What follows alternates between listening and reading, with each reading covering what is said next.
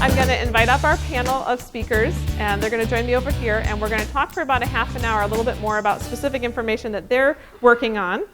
But before I bring them up, or before they get settled, come on up, folks, I want to make sure that you know that without our partners, we would not have been able to do this today, and we really appreciate the Better Business Bureau has been our partner nationwide. They're at all of our events, and the Chambers of Commerce, the Greater Des Moines Partnership, the university, AARP, and the members group, and Google for underwriting the entire event in each of the 10 cities. We truly appreciate the hospitality of Iowa State University and for all of you being here. So we'll move over to our panel. First of all, I'm going to go ahead and introduce the folks that we have on our panel here. To my immediate right, we have Chris Coleman, who's the president and CEO of the Better Business Bureau. They serve Greater Iowa, the Quad Cities, and the Siouxland region. Next, we have Karen Postma, who is the assistant vice president for fraud operations and asset management from the members group. Next to her, we have Dr. Doug Jacobson, who is the director of the Information Assurance Center at the Iowa State University. And we have Stephen Baker, who is the director of the Midwest region of the Federal Trade Commission. So I'd like everyone to welcome our guests, please.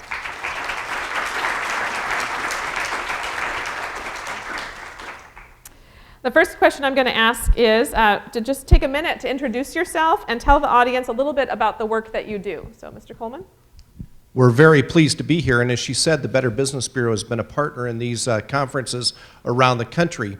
We're a 100-year-old nonprofit association that was founded on the principles of trust in the marketplace. And the way that we worry about trust has changed quite a bit since 1912.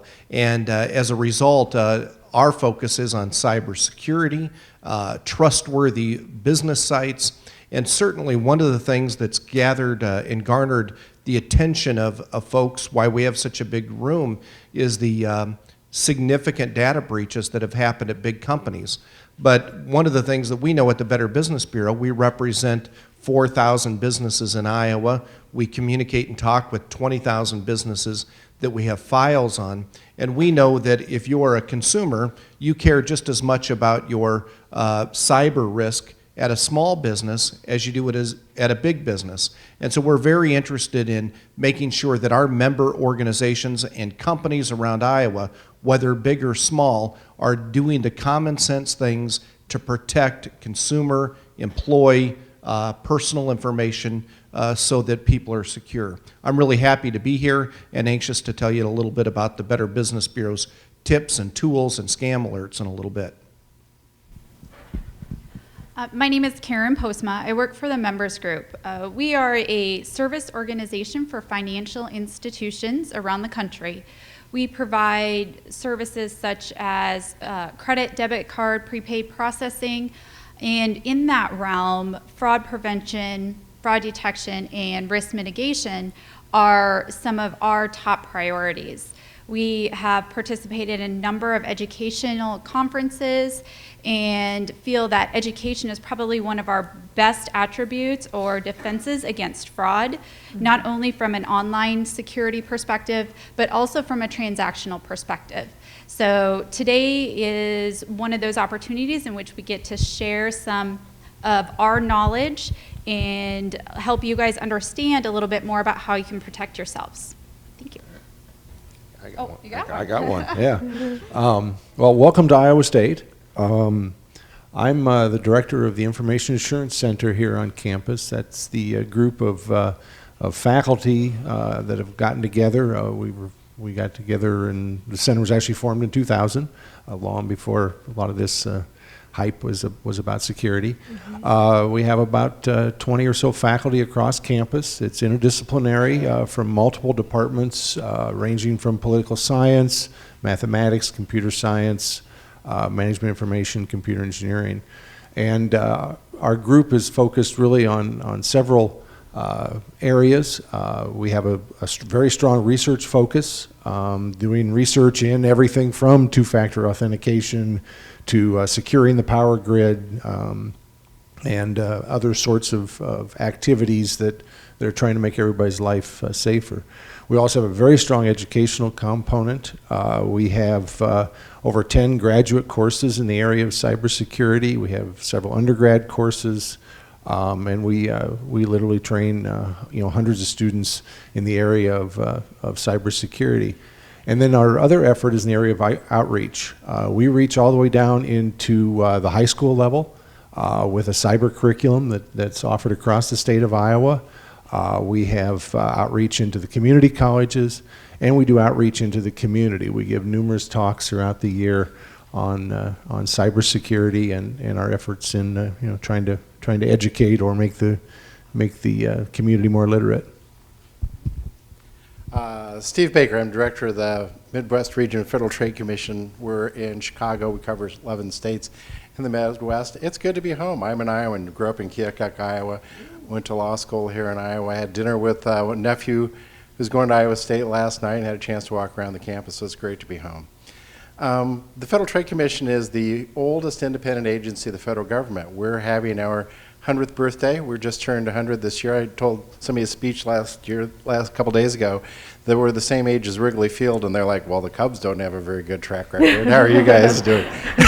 I said, we got a better track record than the Cubs do. But we're the main federal consumer protection agency, so we have the National Do Not Call list. There's lots of, the tag in the back of your shirt that explains how to wash it is an FTC rule. We sue lots of people for fraud, scams, telemarketing stuff. We're working with people around the world. And one of our priorities has been privacy, identity theft. Identity theft has been our top source of complaints for at least 10 years now. It's not knowing anything to say. Identity theft is, of course, the other side is exactly related to data security, which we're going to talk about some. And so we bring cases against companies who don't have proper data security things and get hacked. For example, if somebody claims we've got the strongest privacy protections on their website, they tell people that we've got great cyber, and it turns out they don't. That's deceptive. We can sue them. Or we've had even big companies that have failed to even change the default passwords on their credit card systems when they set it up, just haven't done anything, and we figured that they haven't taken reasonable steps to protect consumers. So we do some law enforcement. We also do a lot of consumer education. Some of it's out there, some of it I'm sure we'll talk about a little bit more. There's lots of materials from us. It's free and in bulk. And despite our efforts, we know how much of all this stuff happens. I got an email about 2 weeks ago from my former boss at the Federal Trade Commission, who was head of Federal Trade Commission. Says, gee, I made a quick trip to Greece. Somebody stole my purse, and I need to pay up at the hotel. Can you please send me some money through Western Union? Clearly, somebody had hacked her email, and I got this. And we see these frauds all the time. If I'd sent money through Western Union, it never, of course, would have been seen again. The crooks all love Western Union. So if anybody ever sees money wanting through Western Union or MoneyGram, danger, Will Robinson, it's a fraud. So I'll stop there for the moment. Great. We'll come back to Chris if you would. I want to ask, we've been talking about this thing called two-factor authentication all morning. Why do you think that's important for folks to use?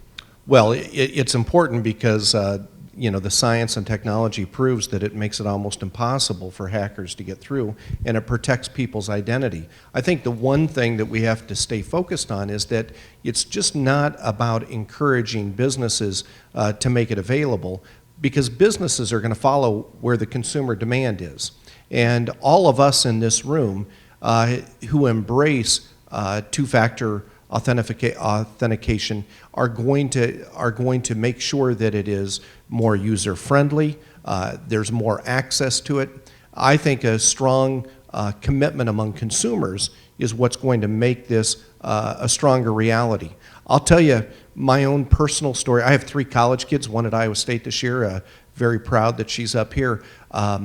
But when we started doing online banking so that they could bank when they were at college, they would get so frustrated because the banking account has the two-step authentication.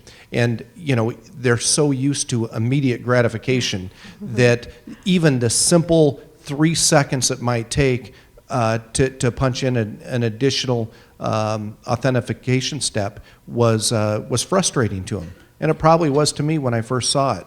But the protection that we have is important, and showing the discipline and patience to use that is going to be an essential component of people managing their own finances, their own security, and as you pointed out many times, the few seconds that it might take as we implement this saves us far more time than what it will cost when we eventually get hacked, we get our information stolen, or have problems with our own finances. So I'm really about it. I'm really pleased that AARP has done such a good job promoting this, because it's one population in our state and in our community that probably will be more eager to embrace this to protect their own finances. And I'm glad so many people are here. I know that I'm going to struggle with my college kids, and we still have to find ways to encourage them to show that kind of patience and discipline. I think when it's their money that gets stolen instead of dad's money, it may make a difference. I have college kids too. Yeah, exactly. Karen, what do you think? Over the last few years, the fraud landscape has changed dramatically, and a lot of that has to do with the access of the internet and much more applications and ease of accessibility being online. And also, as Senator Grassley indicated, the United States kind of has a target on their back at this point in time because we've lagged behind in some technologies, not just with authentication, but also with payment mechanisms and so forth. So I can definitely say, working in this industry, that 2014 has what I deem is the year of the data breach. We have seen many, many data breaches this year, and we will continue to see that because of the target that the United States has on its back regarding the ease of accessibility of data. So what the fraudsters are going to do is they're going to go down the path of least resistance. So as people don't employ two-factor authentication, that's where they're going to spend their time, because there's so much data out there to be had. So as people employ two-factor authentication or additional security measures, that's going to protect you against having your data hacked, or even the fraudsters wanting to attempt to hack that data. So it is increasingly more important nowadays because of the spotlight that is really focused on our payments and within our industry in today's environment. Same question, Doug. Why do you think this two-factor thing is important? Well, I kind of look back in history and remember when Jim Davis and I used to give talks back in the 90s about security, and back then we were talking about good passwords, and two-factor didn't exist, and we talked about strong passwords, et cetera, and obviously that has not worked. We got to do something else. Writing down or having your passwords alone isn't gonna protect the data that we have. And so we need to be looking at these new technologies, these new methods, and I agree. Today's generation is my kids find those things intolerable. Also, those of us that are old enough to remember when email took a day to get across the country. So you know, I mean, geez, you know, 30, Dial-up modems, right? Yeah, I mean, you know, it's fast today.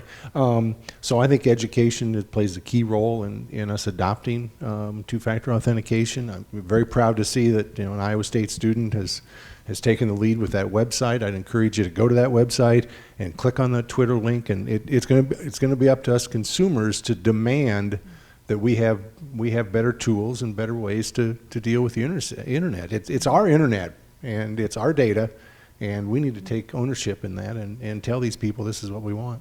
Mm-hmm. Steve? Yeah, the crooks want access to our systems. They want to get into it. So they're doing it a variety of ways. Clearly, passwords are a good way to do it, where they can hack passwords.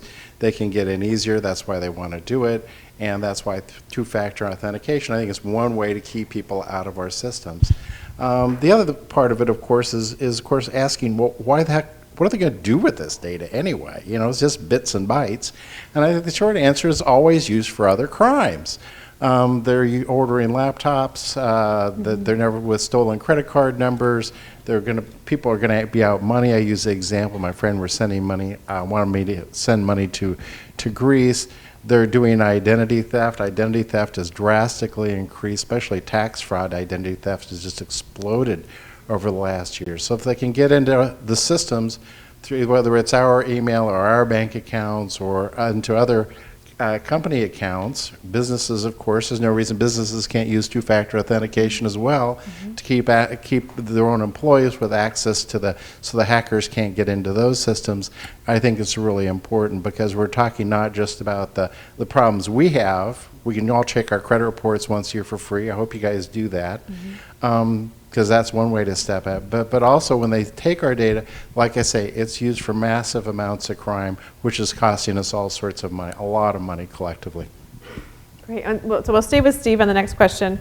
What resources does your organization have for the consumer to help them stay safer online? Well, we've got 2 or 3 things. There's a table out there you'll see. We've got a Stay Heads Up, Stop, Think, Connect, On Guard Online, if I can talk, that's available on our website at ftc.gov. We've got a lot of consumer education materials. They're free and in bulk to anybody that wants them. They're not copyrighted, so if somebody wants to modify them and put their boss's picture on, put them out of their institution, we're fine with that. We've also got another one. We're doing a guide for businesses. I mean, the other thing is you can't steal what doesn't exist. So one of the things we did a few years ago is do a real examination of what the heck the Federal Trade Commission had. In other words, what sort of data do we have? How was it kept? How was it stored? And then get rid of what you don't need. And it was really an effort for us. But you go around to any sort of organization and you find that there are people who have old 286s hooked up 15 years ago, or people that are pack rats. And they've got stuff they really don't have any reason to have anymore. And sometimes it's on old and secure systems. I've got a friend who works at a hospital here in Iowa, and they found some doctor had an old computer hooked up in some sort of little room they didn't know about, and it got hacked. And it got into the system that way. So here's a really good guide for businesses on how to look at what you got, think about how you store it, and how you get rid of it. The other things, of course, we do is law enforcement on this, but we do a lot of, and we talk to companies, other law enforcement agencies around the world. So we're working on it. But the materials we have are, like I said, free. They're pretty good. They're going to talk about some of these things. For internet surfing, for example, we say stay on the information superhighway and stay out of the dark alleys. That'll help you quite a bit. And do basic things, firewalls, and antivirus, which, believe it or not, tons of people don't have any longer, or never did have. Yeah, and we have a table out there with a lot of the free information that Steve just talked about. And if you need more of that, you can get a hold of me at NCSA, and we can help you connect with the FTC. But as I said earlier, there's a lot of free resources. In all of your business places, you should be able to go back from today and connect with free resources to put out in your community, whether it be just online, links on your website, or actual documents in your office. So we have lots of free stuff for you folks. Doug? We do a few things. Our scope is primarily dealing with the students, here at Iowa State. Although we do go out and give presentations around the state of Iowa on cybersecurity, and so if anybody's looking to have somebody come and talk, we're more than willing to do that. Here on campus, we've taken an effort in what we're calling security literacy, and we actually offer a 100-level course to non-computer people. On computer security. As far as I know, we're one of the first universities in the country to offer such a course. And so we're real excited about that effort, and we're trying to expand that effort and that the materials, et cetera, to make them available to businesses and to other places. This idea of helping to educate the consumer or the user so that they are what we call literate, and therefore they can make the intelligent decisions online. And so that's a brand new effort we've undertaken here. We do a lot of outreach and education to our financial institutions, and then through them to consumers, in educating about fraud trends, things that are going on in the industry. And also we've spent a great deal of time talking about social engineering. So when we talk about social engineering, that is kind of alluding to the email that you had received regarding, send money via Western Union, or it could be anything to people receiving text messages saying your account's been blocked, call this number right away. And so from those types of education efforts, it's around stop, think, take time and understand, is that really coming from my financial institution? Is that really coming from the point and source that it's saying it's coming from? because more times than not, it is coming from a fraudster who wants to gain access. They're going to socially engineer to scare you into giving them information. And so a lot of education is put towards notifying people of those efforts by fraudsters and ensuring that you understand the exact steps to take. Like, don't click on the link, don't call the number they give you, call the number that you know belongs to your financial institution, and take a minute and ask questions. As the panel's alluded to, we're in a society that is fast-paced and moving, and we want information now. And so the fraudsters are playing on that. So there's a lot of stuff that TMG does around getting the word out about social engineering to help prevent people from actually having fraud committed on their accounts. Thank you. Quickly, I want to tell you about 4 things that are available from the Better Business Bureau at bbb.org. They're free services. I mentioned a minute ago that we have 4,000 businesses that are members of the BBB, and their contributions make available free services to the public. There's no cost for any of these. And my colleagues Amanda and Barbara here, and we have a table out in the hallway, so afterwards if you want to grab us, please do. The first is the cornerstone of the BBB, and that's that we provide a report on companies. You can search for companies by their company name, where they're from, what their phone number is, what their URL is. And across the country, we partner with every Better Business Bureau and have reports on over 4 million companies. Some of them are fraudulent. They range from having A grades to F grades, and it gives you a clear understanding if you've gotten an email, if you're being asked to call somebody, if there's a charge on a credit card.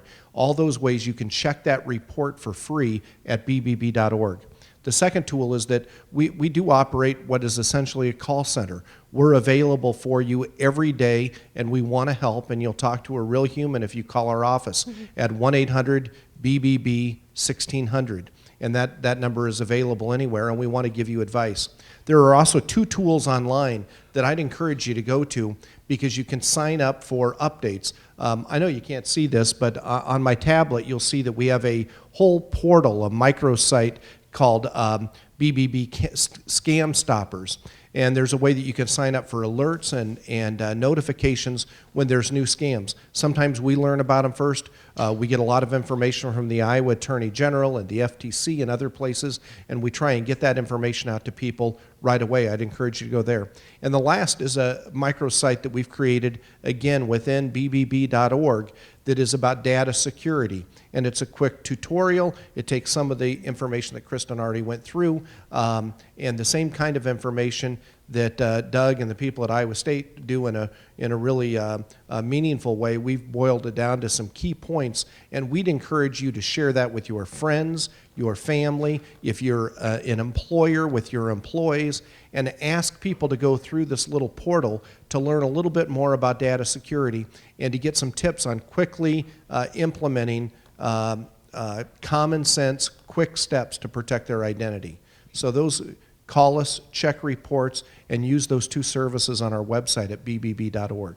And the Scam Center URL is on that purple sheet for you, so that's there if you need it. Thank you so much for sharing with us. People, I hope you're understanding that these folks up here are working for you and to protect you in your online endeavors, so you are definitely not alone. Professor Jacobson, could you talk a little bit more about the reason we're actually here, and that is your high school program that you're doing. Before I have you answer, it's important for people to understand that we are in a position as a country that we need a new army, in a sense. We need a cyber army. We need a workforce that can go out there and fight for us, because we are being attacked every second by countries around the world. So we need this new workforce. So if you know someone who's interested in computers and hasn't chosen a field to study yet, I keep bothering my poor niece who's at University of Michigan, because she's going into computer science. I keep saying, okay, but you're going to do cyber, right? She's also speaking Russian, so she's going to be I know she's going to get picked up pretty quickly, but it's important that we encourage folks, people that maybe are changing careers as adults, tell them to look into cyber. And if it doesn't interest them right away, tell them there's pretty much a job guarantee when they get out of school, and the pay is really good. So if those don't get your interest, I'm not sure what else we could do, but it's really important that we have this new workforce coming up. A lot of the folks that work in security right now that are protecting our country's critical infrastructure, the next 15 to 20 years, they're going to be retiring. We need that new generation of folks to come up, and the reason we're here at Iowa State University is to highlight the program that Dr. Jacobson is working on. So I'd like him to spend a minute telling us about that. Great, thank you. As Kristen mentioned, yeah, our game is education, and we have several programs that we have to help create this cyber workforce. One of them is we offer a degree in cybersecurity, and that degree is offered online. We have a lot of students from across the country who are re-educating themselves to join the cyber workforce, to become cybersecurity experts, and their backgrounds vary widely, and our program admits people with varying backgrounds, and they all go out and get good jobs protecting the cyberspace. We have been in this game since the early 90s is when we started to teach our first cybersecurity courses. So we've been around for a long time, and we realized partway into this that we need to do more than just have classroom, have standard classes, and we need to have some way to build this pipeline to get more students interested in cybersecurity. And so that led to the creation of several programs and several activities. We have an information assurance student group here on campus. They just told me this morning that last night they signed up 100 freshmen into the student security group. And this is a club that helps run our cyber defense competitions. Iowa State University has been a leader in the area of what we call these cyber defense competitions, where students defend computers against professionals. We bring in professional red teamers to come in and attack the students' computers. And they do this over a weekend. But ours is unique because our students actually design and build the networks they're going to defend. So it's a great learning environment. And we actually, there's employers that have told me privately that they will not hire a student unless they've gone through these competitions. So this is a wonderful opportunity. This creates great students. This then led to, we need to reach out to the high schools, and I was challenged by the Technology Association of Iowa, well, can we do something for high schools? And so, well, we can do cyber defense competitions. So we run the exact same type of cyber defense competitions for high schools across the state of Iowa, and we have, at Hilton Coliseum in April, we have students coming from all across the state to participate in one of the venues is cyber defense. And we have upwards of 200 high school kids in cyber defense participating in this event at Hilton Coliseum. It's just a blast to see these Hilton Coliseum full of high school kids so excited about technology, so excited about these things. Mm-hmm. And the other fun thing is this program has been around long enough that I have students who come to Iowa State from this program, recognize us, talk to us. I've hired many of those students. I've seen those students graduate.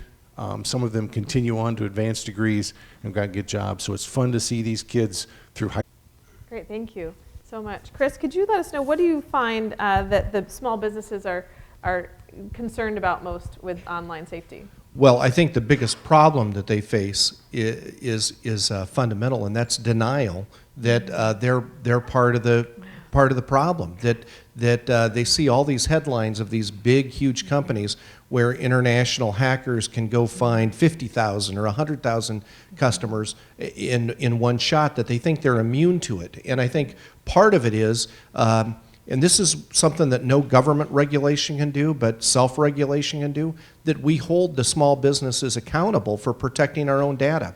You know, one of the things I'm proud of at the Better Business Bureau is that if you want to be an accredited business of the BBB, highly rated, you have to have a privacy policy that's transparent and that you really live by.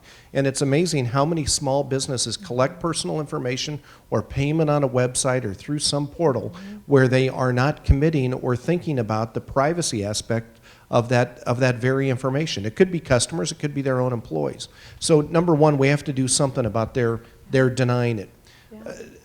Number two, I think one of the problems they face is just comfort with the status quo. They got 10 or 12 employees, maybe 15 employees. We've always done it this way, and I'm just not willing to fight with, you know, our bookkeeper and our accounts receivable person to implement a whole new set of policies because we've never had a problem, and It's too difficult. And the third thing I think that people face is money, and it is a real concern because you do have to invest in this on behalf of your customers and your employees, even if you're a small business person. I'll give a plug for one of our other sponsors, and that's Google. You know, the Better Business Bureau itself is kind of a small business. We have 15 users. We, have our own system, and we have our own database that could be very attractive to a hacker somewhere. We collect a lot of information. And we came to the conclusion that the number of things that we had to do on our own to protect that data, we weren't really capable of. But Google provided a whole lot of it in their Google Apps for Businesses. And I think that you see that with Google and other providers where they're building in the DMARC and the other kind of protocols that are necessary to protect. And so I think we have to encourage our small businesses to take the leap. That wasn't tremendously more costly for us, but it sure made sense to protect all the information we had of our customers. So I think we do have to encourage our small businesses to invest in this. It is a fundamental cost of business now, and they have to see it that way, and it's just part of the infrastructure of providing services and attracting customers. Go ahead. I'm a huge fan of the Better Business Bureaus. I don't know what we'd do in this country if we didn't have them out there, so they're great. But just to expand on a couple of things, they say there's a couple themes in there that maybe are worth repeating. One is a lot of businesses are like, well, gee, we've never had a data breach problem before. What we've got obviously is working. We don't have to worry. It's just not true. The stuff is developing. The world is changing. Stuff that may have been secure 5 years ago ain't going to be now. The second one is the idea that, well, it's too expensive. If the money I spend on that as a small business is otherwise money I could take home. So the cost benefit, it isn't worth doing. But we have some statistics on just how much it costs a business that has a data breach. And I won't bore you with them, but it's staggeringly expensive when you got a data breach and deal with it. So you really do have to spend the money to do it. The third one is that it's I think it does need to be central. One of the things I hear is, well, this is an IT problem. So get the guy with a pocket protector, he'll deal with it. I don't understand what he says, but it's kind of his bailiwick. And that isn't true either, because it's not just, it is the data, it is the computer systems, but it's not just that. There's also paper. I gave a speech to some bankers, small town bankers in Iowa a couple years ago, and I was talking about the paper. I said, so when somebody comes around at the end of the day with a cart and pushes it away and takes all your trash, where does it go? And he came up to me afterwards and says, that's a really good question. I've always wondered that. I'm like, oh my God, what does happen to their trash? This is a bank. Hopefully they know what's happening with this sort of stuff. Goodness. But in other words, you can't lay it off on the IT thing. It has to be central to everything, and I think everybody is realizing that now. Great point. Karen, you've done some work on social engineering and authentication. Could you talk a little bit about that? Absolutely. So being in the business that we are in, we take data security extremely serious.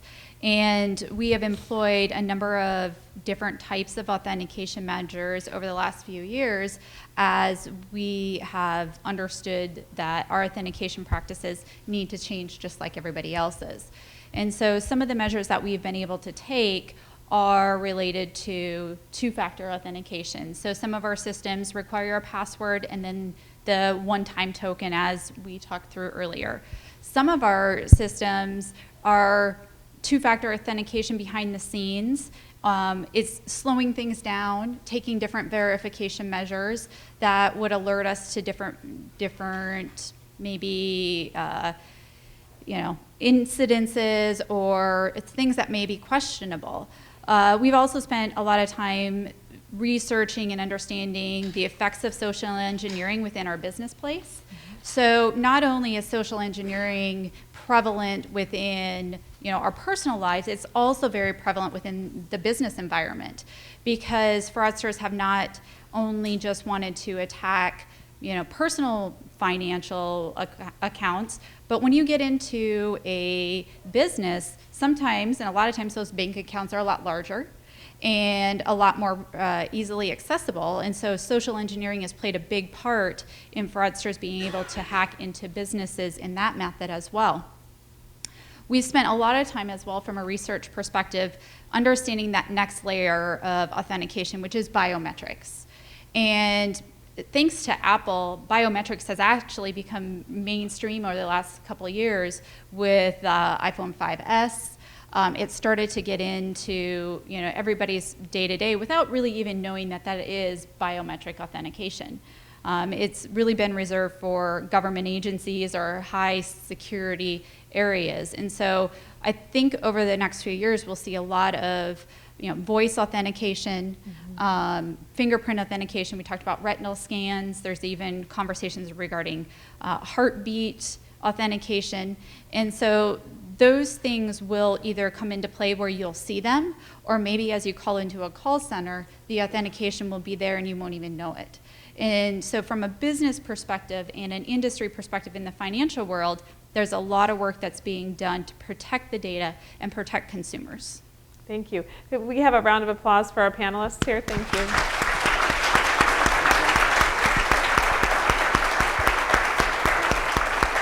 And I'd like to invite Dr. Jacobson up to the mic to give us some closing remarks. Thank you.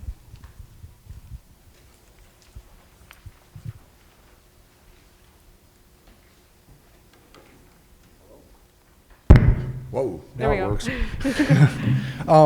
First of all, I'd like to thank everyone for coming to this event. I'd like to thank Kristen and the Cybersecurity Alliance and all of our various partners and the panel members. It's been an exciting event. I'd also like to thank Iowa State for hosting this and ordering the great weather and everything. I've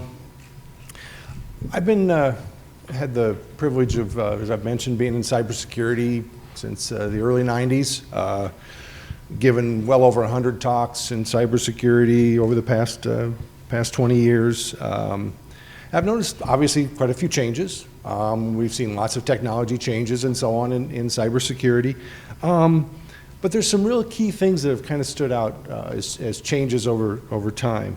I was reminiscing a little bit with Jim Davis, who helped create the programs back in the 90s, and commenting that we used to have to spend a good part of our presentation trying to explain to people why are we even talking about cybersecurity, and what are these hackers, and what do they really want? Why are they doing this? I don't have to do so much of that anymore. Now, that's probably maybe a sad commentary that we even have to be doing this. But it has become quite obvious due to various news reports and so on why we're here. They're out there. Obviously, they're winning more than they're probably losing, and they just won a big one just the other day. I used to have to explain why should I care. Once we convinced the audience that cybersecurity was something that existed and hackers were a threat, then the next question is even was still raised today. Yeah, but I don't have anything. I don't have anything worth protecting. I don't have anything worth worrying about. Again, that's even now much less of a problem because they're after everything we have. They're after our money. They're after our identity. They're after our pictures that we probably shouldn't have posted online in the first place. But we won't get into that. We won't get into that particular topic. And so I don't have to talk about that as much. But one of the things I do now have to talk about a lot is why is this getting worse? You commented that 2014 is the year of the data breach, and it has been. This has been an unprecedented year in data breaches, and we're seeing now some effects on these companies that I don't think we saw years ago. If you notice the stock prices of these companies, I don't think Target has yet to recover. Home Depot's in a slide. Apple stock lost big. It's starting to hurt these companies. And so this not only affects us, it affects the companies. It affects us two ways. If we invest in the companies, it's obviously affecting us that way. So the other thing I often talk about is why am I into cybersecurity? What got me into this? And why should other people be into this? Well, first of all, from my standpoint as a cybersecurity person, this is by far the most challenging field I could think of. Because if you think of this as a game, and I'm not saying this is, again, there's real stakes at this game, but this is the most unfair game you could design. Think about it. As a defender, I have to be perfect, and the best I can do is tie. The offense The hackers only have to get it right once, and they win. So it's a very fun field from when I talk to students, but unfortunately, it's a necessary field. So obviously, as I mentioned earlier, we have to do something different than what we've been doing for the past 20 years because it's not working. Things like two-factor authentication, things like the new credit cards that are hopefully coming out sooner rather than later. You know, the biometrics, all these things that are happening are going to help us, but we can't just rely on the banks, we can't just rely on the businesses in order to make us more secure.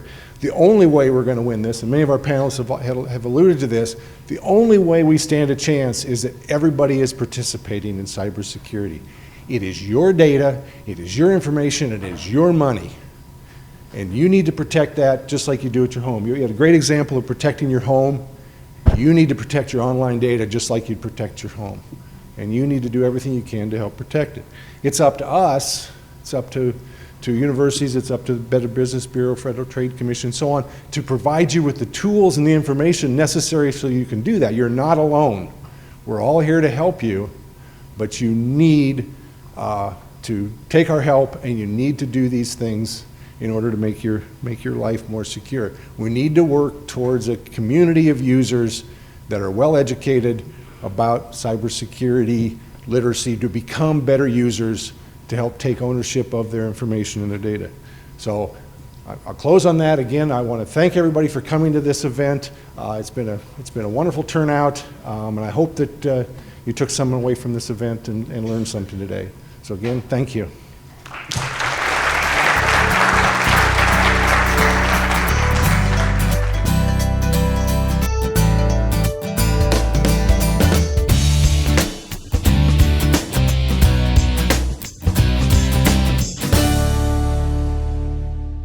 High school and all the way through college.